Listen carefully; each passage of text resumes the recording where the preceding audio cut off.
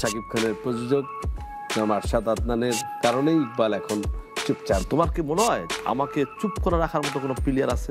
তোমার নায়িকা ছিল কে জানো তো? তোমার নায়িকা তো ছিল বুবলি। আজকে ব্রেকিং নিউজ, ইকবাল ভাই নাগরিক টিভিতে এসে জোর দাবি করে বলল সাকিব বুবলির বিয়ে হয়নি। আমি একবার না হাজার বার বলতে পারি। ওই তখনই আমার সাথে পরিচয় ছিল। বুবলি তো দাবি করেছে মোবাইলের রেজিস্ট্রি বিয়ে হয়েছে তার। ও কাবিন দেখা না কেন? সাকিব তো অস্বীকার করেনি যে বিয়ে করেনি, আমার কাছে অস্বীকার করছে। এই জন্য কি তুমি দাবি করেছো যে সাকিব বুবলির বিয়ে হয়নি?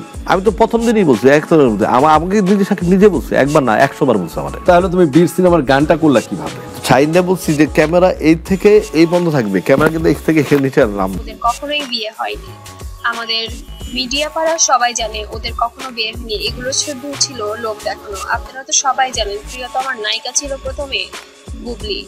শুধুমাত্র এদের এই বিষয়ের কারণে বুবলিকে বাদ দিয়ে ইদিকা পালকে নেওয়া হয়েছে।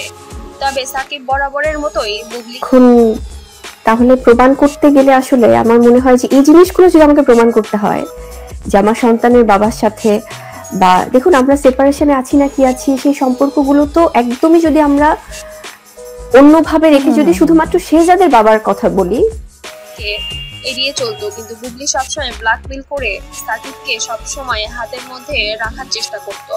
তবে বুবলির যে আগে একটি বিয়ে হয়েছিল এই কথাটা গোপন করেছিল সাকিবের কাছে। পরে যখন এই বিষয়টা খোলাসা হয়ে যায়, সাকিব তখন বুবলিকে দূরে সরিয়ে দেয়। তখনই বুবলি মিডিয়ার সামনে এসে কান্নাকাটি করে তার মায়া কান্নায় সবাইকে ভেজানোর চেষ্টা করে। তবে সত্যটা কারোর কাছেই গোপন ছিল না, সবাই মোটামুটি জানতো।